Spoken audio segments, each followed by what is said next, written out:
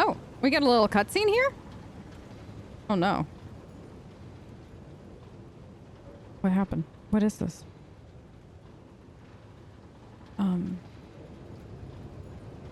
Is something gonna pop up out of the ground?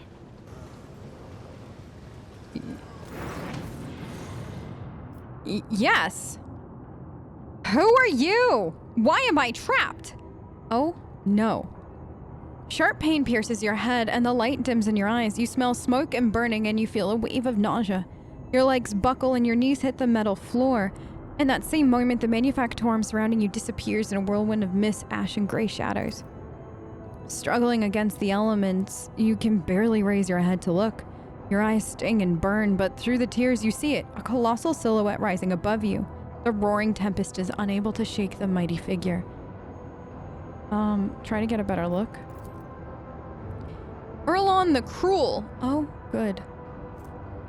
Your soul, tempered by the curse of sorcery, stands strong against the psychic onslaught, and you direct your gaze forward. Okay, so 1 point for being a psyker. Finally. Finally, we got something. Oh goodness.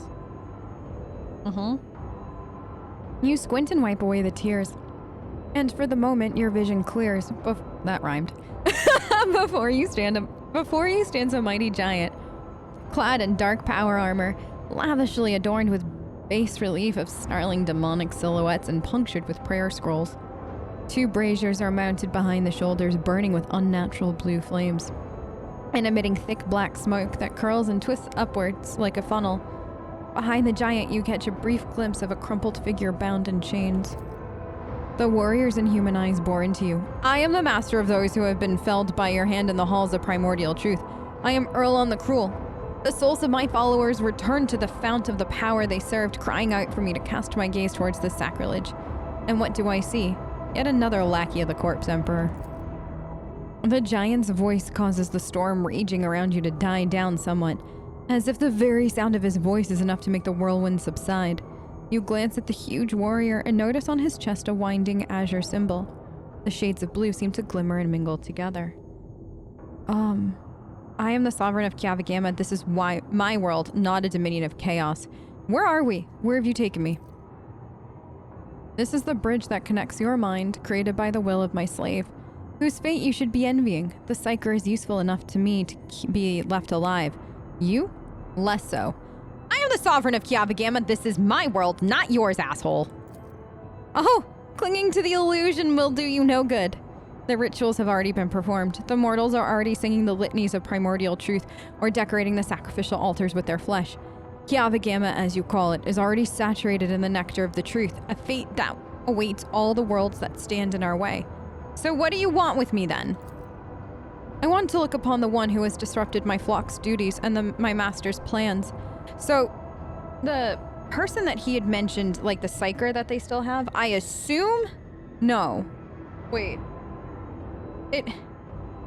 I mean, I don't think it's Adira, but I'm a dear cousin person. What was his name? Not cousin. I mean, kind of. Was he technically the traitor? Voitvir. I don't think he was a Psyker, right? Interesting. I mean, maybe he wasn't. I didn't know. I thought he wasn't, but maybe. The warrior from my legion, the Fabricator Censor. You think of their deaths as a triumph, however, it is but a minor hindrance on our path. There are other worlds that serve our goals. There are other sources of plasteel and adamantine. Revel in your victory. It will change nothing. I was right. Here's his name. Nevertheless, the blood in your veins whispers to the spirits that warrant a closer look. Yes, you are a descendant of the rogue trader whose warrant Conrad Voitvir sought to obtain.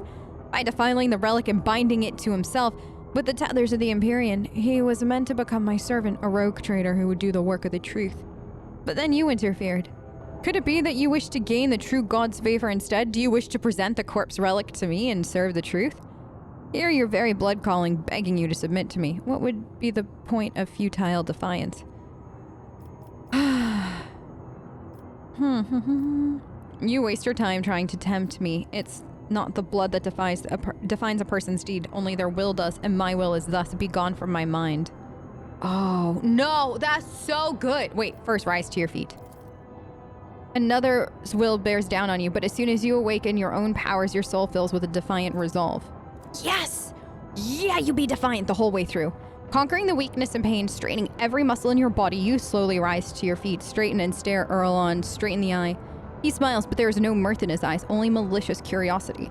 The kind with which one looks at an insect with its wings torn off. This isn't your first time meddling in the deeds of the Word Bearer. You were there on Rakad Minoris, and so I want to know if you hold in your hands that which is not yours to hold, and you will tell me yourself.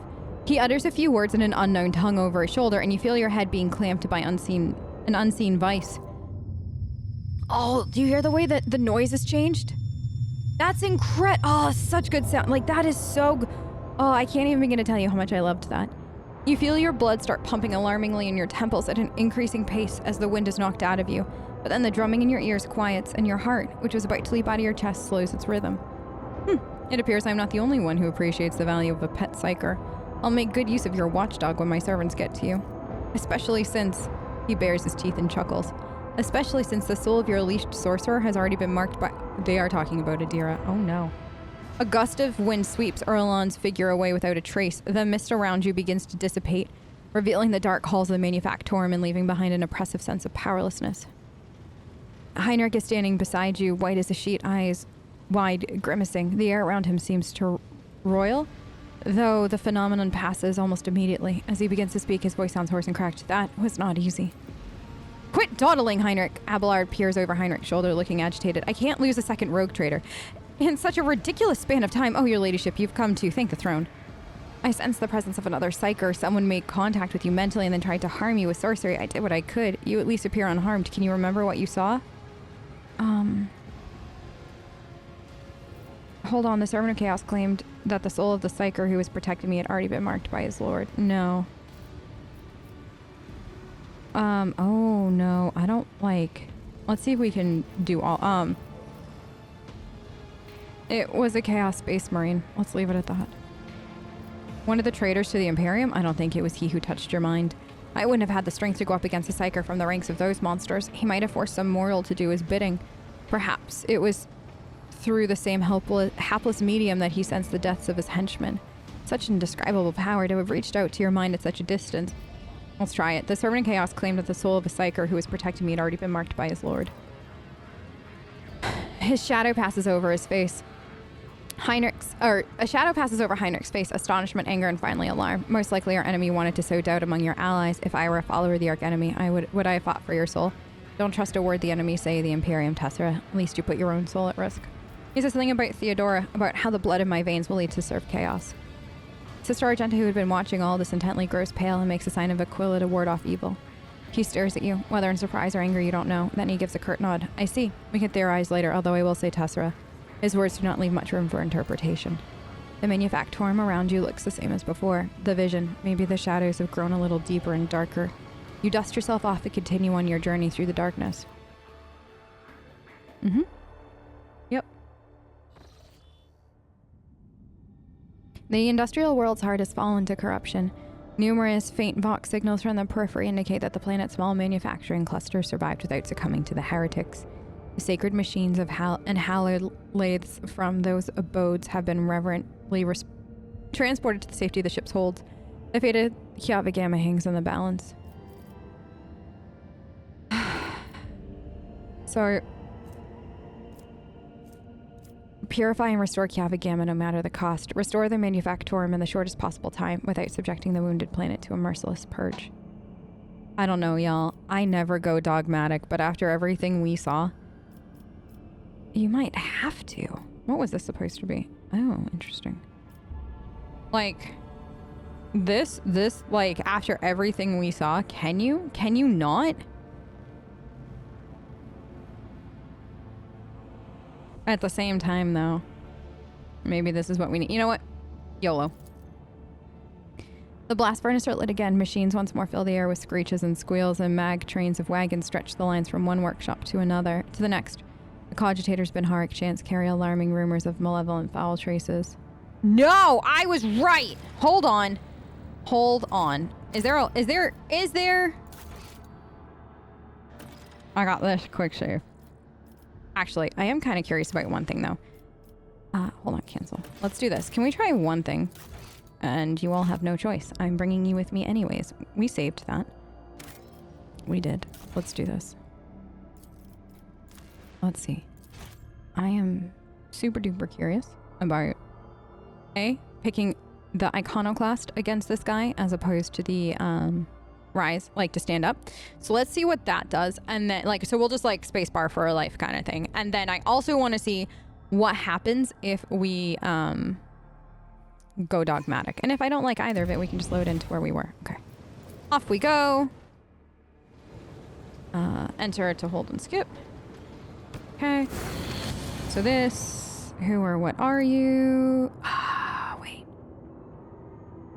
Okay. Yet another lackey, the Corpse Emperor. Where are we? Where have you taken me? I'm the sovereign. What do you want with me? Continue. Here. You waste your time trying to tempt me. It is not blood that defines a person's deeds, only their will does, and my will is thus begone. His expression twists in pain as he stares at you in rage and bafflement. Pitiful insects, you dare!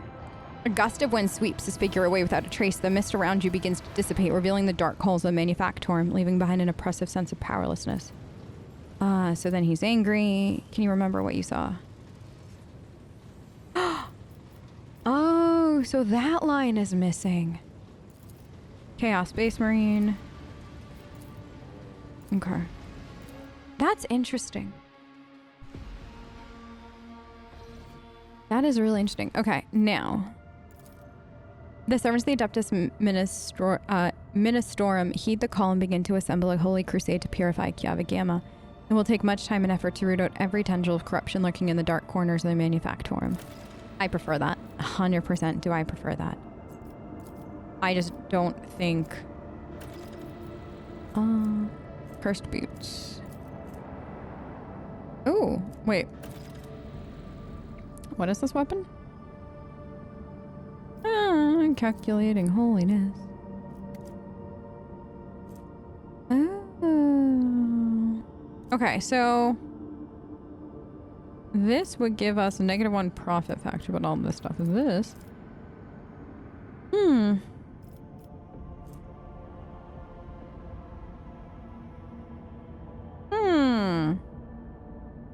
Who has plasma weapon proficiency? I'm kind of thinking that would be very nice for Pascal. Reject the flesh. I don't know if he has that. I am kind of thinking though. This. Let's go. Let's. Whoops. Whoops. Whoops. Whoops. Let's go to this. What a quest though. Kav Gamma was fantastic. That whole place was just amazing. That was such good level design, such a good use of like all of the characters we brought. I feel like everybody that should have had stuff there.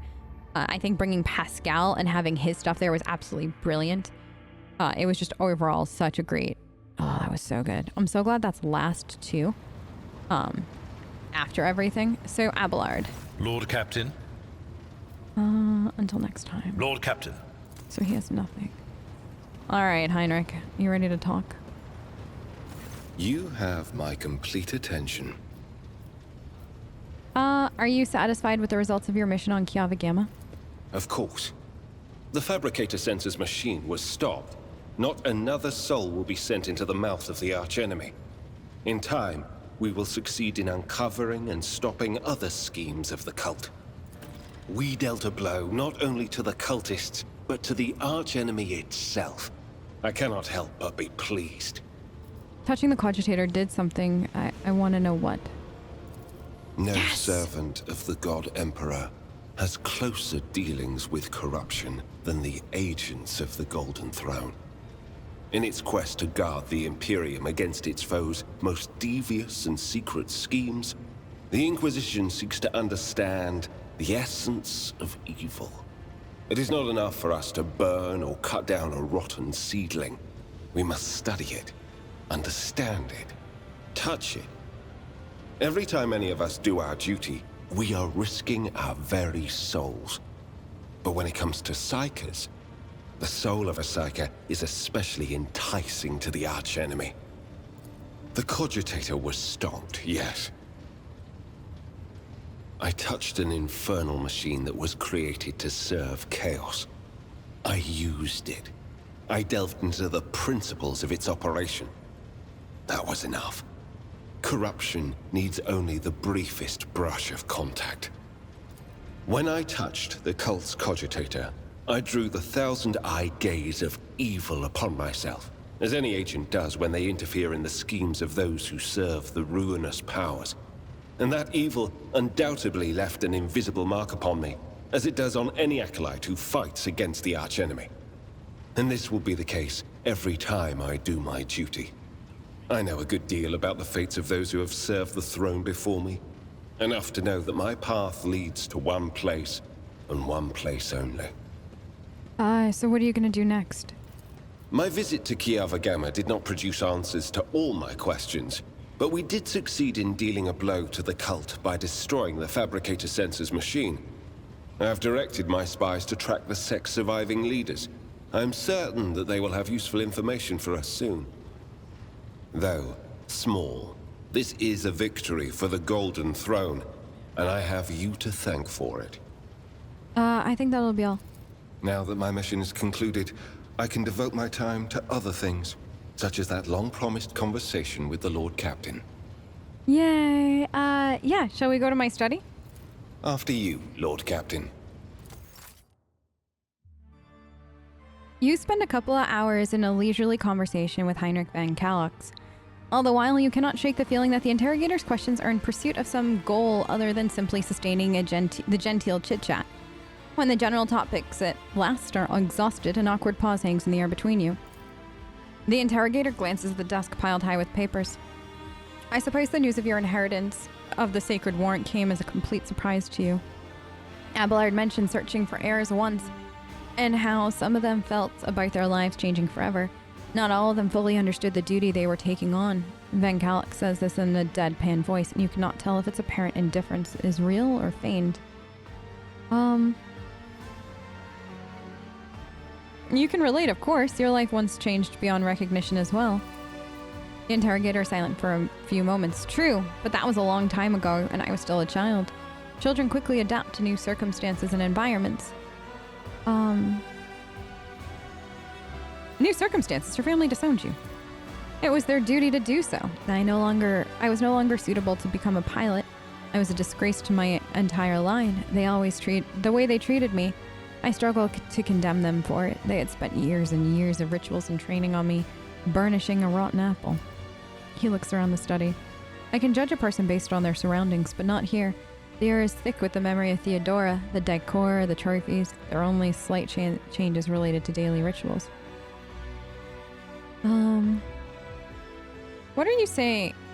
What you are saying is that this labored conversation was a pretext for studying me? That isn't what I said. He looks down with a laugh. I'm not looking for heresy or deviations from the Imperial Creed. I'm trying to have a conversation to learn about your life and what interests you. You can judge how well it's going for yourself. I shall choose the next topic then, if you don't mind. He looks at you intrigued. Be my guest. What do you want to talk about? I think we get to ask a lot of these. What's your favorite color? What? What kind of question is that? I don't place importance on such trivial things. Red? Yes, I suppose my favorite color would be red. Favorite food? He looks at you in a polite bewilderment. I place no great importance on the minutiae of the daily life. I recall your colorful metaphor involving MSEC and cheese. Your memory is excellent. I suppose you've got me there. Such extravagances are not always available when I travel to different worlds in the course of my duty, so I value moments when I can enjoy them. So, your romantic preferences. It's always a stimulating topic. A long time ago, I once had a fleeting romance with the Baroness on Narvellan 19 in the Calixix sector. Raven hair, olive skin, fiery temperament. I suppose that's the combination I like. His eyes narrow ever so slightly as though he's anticipating your reaction. Return his look. I'm not talking about fleeting dalliances. The nature of my duties does not permit me anything more than that. You can almost see the ice forming in his eyes at these words. If we've exhausted the topic, let's return to my question. Tell me a secret. A secret? I was not completely candid with you earlier. About when my life changed. I wasn't so young that I wasn't troubled by thoughts that could have been. Sometimes I dream about training on my family's night. Sometimes I miss my sisters. Sometimes I wish I had been spared the Psyker curse. Sometimes I try too hard to appear impervious to regret and pain. He laughs a little as though trying to hide behind humor. Of all the secrets in my keeping, that's the least dangerous. Why don't we discuss the Holy Inquisition's plans in the Koronus Expanse? That's a light, undemanding topic. Forgive me, but it seems your talent for small talk is scarcely better than mine, and besides, you already know the Inquisition's plans where I'm concerned, to accompany you. So what interests you then? Me? Well, there's one thing that interests me.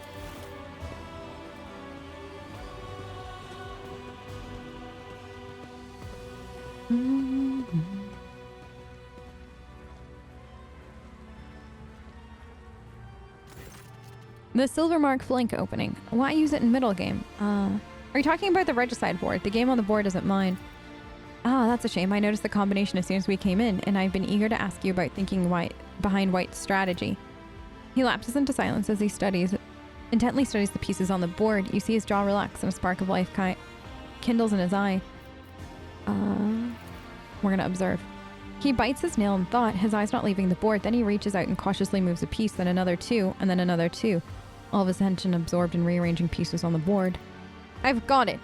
The Calixian prong with a diversionary sacrifice, drawing the opponent into a zugzwang. Elegant, very elegant. Please to have unraveled the mystery. The smiling interrogator looks up at you. Seeing your expression, he coughs, looks away. Apologies, I got carried away. Why are you apologizing? For the first time in this entire conversation, you did something you actually wanted to. I did? Huh. You're right. I haven't been... He runs a hand through his hair. You're right. I haven't been able to break out of my usual role. Asking targeted questions, then just sitting back and listening. My work leaves no room for personal desire. I rarely even ask myself what I want. This game, it distracted me from me. Perhaps it'd be easier to find common ground over a game of Regicide. Perhaps, if you're offering. I don't know how to play, but I'm confident you'll make a fine teacher. I know how to play, perhaps I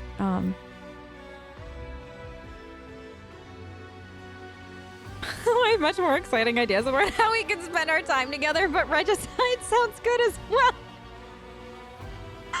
No, we have to. His lips tremble from suppressing either a smile or a grimace. I would gladly join you in a game. The box on your desk buzzes to life, and you both jump. Heinrich inclines his head. You're wanted. I've taken up enough of your time. Running away, are you? No, just deferring to your duty, Lord Captain. He hesitates for a few moments, then steps towards you and takes your hand in his. Thank you for this conversation. You ask very interesting questions, not ones I'm used to. He brings your hand to his lips and gently releases it. I hope we'll find another opportunity to talk. When the interrogator straightens and looks at you, you notice an unusual detail for the first time. His eyes are of different colors. With a nod, he steps away and heads for the door. They're the cutest couple. They are literally the cutest couple. Okay, let's see if there's any follow-up. Yep. I am fine with this relationship. Hello? Nice to see you all. Thank you. So is there anything more? You have my complete attention. Can I speak to you about a personal matter? He leans forward slightly, his eyes intent. Tessera?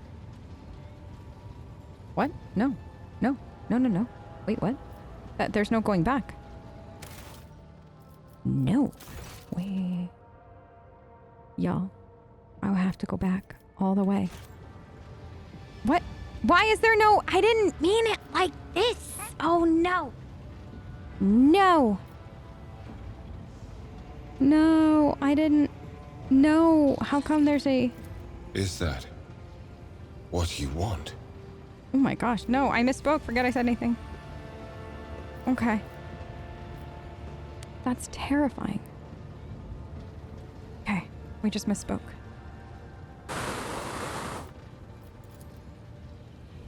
No, so now is he gonna look at us differently? You have my complete attention. Alright, must take my leave. Okay, so is that just, like, did we fudge anything with that? You have my complete attention. That's awful. Oh no. I'm usually the one interested in the... I didn't know if there was anything new there. Okay. Oh, no. I think we're okay. Because, like, I think that's like your get out of jail free card. If I ended up fudging something up because of that, we'll know why I fudged something up, and then we can curse the skies literally forever. Where is my personal cogitator? There you are. There you are, darling. Come talk to me. Hand over the Dargonus data slate. With reverent trepidation, the tech priest accepts the device from your hand and places it inside one of the drives, all the while honoring the machine with a modulating Binhark prayer. The turbine within the cogitator stirs into motion and the vid screen lights up. Stab true. Okay. The tech priest extracts the data slate from the cogitator and gives it to you. The machine spirit has revealed the contents. I hereby pass it to you. Okay. So we got a personal note. Lackey, humiliating. Okay. And then the Kav Gamma. Stab true. The great mechanism has transformed the secret data into a format that you can comprehend without assistance of a certain of the Omnissiah. The tech priest retrieves the data slate from the heart of the cogitator, holding it with both hands, and passes it to you. Subject active samples of the terrible disease. The tech blight. Capable of corroding matter and destroying it from within. Tech blight triggers method of transportation. Tech blight was created in the darkness. Okay. Thank you. A string of numeric code oh, speed. The numbers. Okay. Epitaph begone the incident that which destroyed and changed everything. The incident became the starting point. The incident breathed life and marked the beginning of all. It marked the beginning of Nomos. It created Nomos. The tech priest, now alarmed, is tapping the keys on the control panel. His Binhark prayer gives way to distressed whispering. Unacceptable deviation, violation of the sacred protocols, possibility of tech heresy. Omnissiah, shield us from all this heresy. A moment later, the vid screen darkens and flickers to life again. I saw a name. Nomos?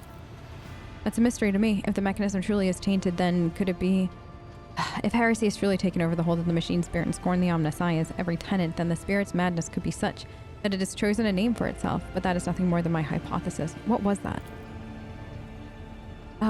Catastrophic mistake. A heinous violation of the purity of the hallowed codes.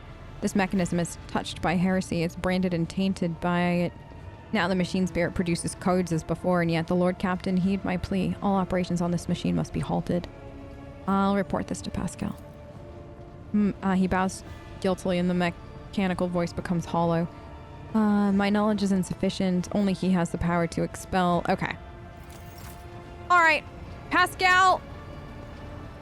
I think there's some heresy going on outside of the normal heresy that goes on my ship, and I need you